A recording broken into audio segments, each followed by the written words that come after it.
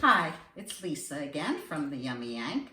We are now at part 2 of our making of the American sour cream coffee cake. It's out of the oven. It stayed in about an hour and 10 minutes. I did put foil lightly on the top to give it that extra little bit of time.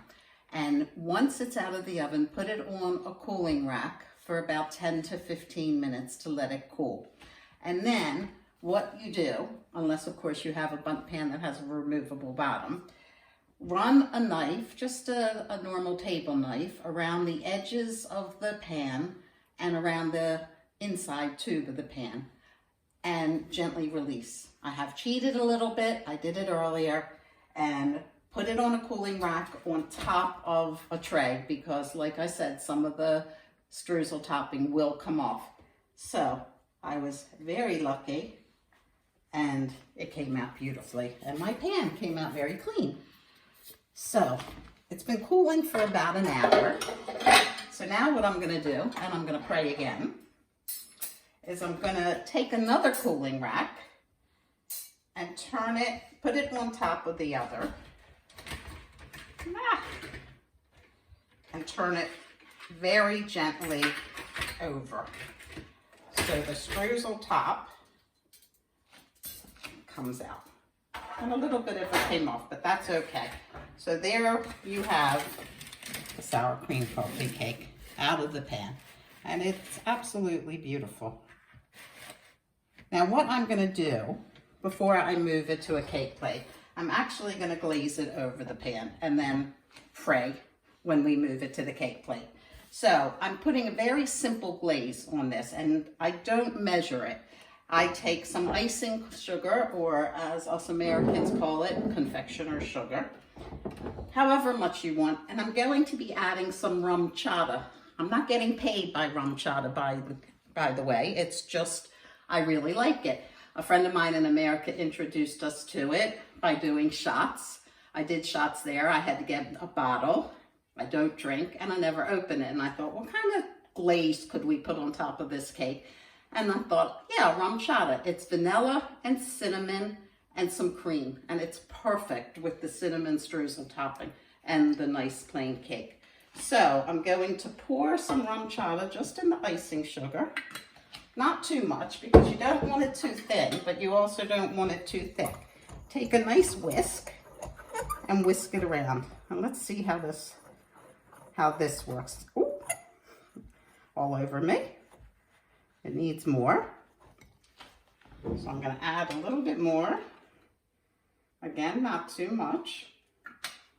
And if it gets too thin, you always just add more icing sugar.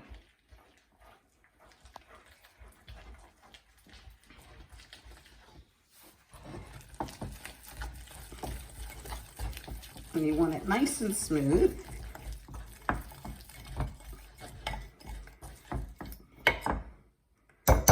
I think I would like it a little bit thinner, so I'm going to add a little bit more rum chata. Again, not too much. You can take a shot of it while you're doing this. You won't be sorry. My friend mixed it with Fireball. I think that sounds disgusting. So whisk it really hard.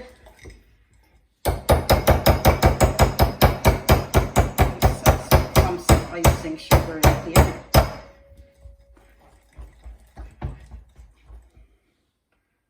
That's probably good. I don't know if this is going to be enough for the cake or not. I might need to make more.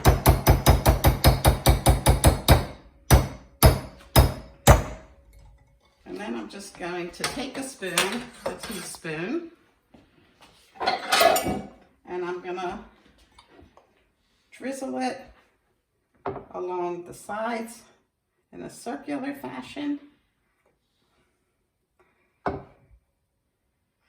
However you want to do it to decorate it. Does not have to be perfect in any way, shape, or form. That smells so good. And then I'm going to go down and have some drizzle on the inside of the whole of the bundt too. because it looks really pretty and it keeps it nice and moist. And if you do have a hard time taking the cake out of the bundt pan, adding a glaze to it will hide any imperfections at all. Aside from making it look pretty, it'll cover up all the imperfections. Pretty clever. It's just as good without a glaze. So do not feel like you need to put a glaze on this cake because you really don't need it. But I just think it tastes really nice with it. It finishes it off nicely. And it just adds that little extra oomph to the cake. It's so, so, so delicious. So just put it on however you want. I mean, if you wanted to, you could make it very simple and just cover the whole top. But to me, that seems a little silly because then you don't get to see any of the streusel topping that you made. But whatever you want. Baking is creative. Use your imagination. Do whatever you want. And again, if there's another liqueur that you would rather use it. I thought the other one that might be really nice would be Francelico, but I didn't have any.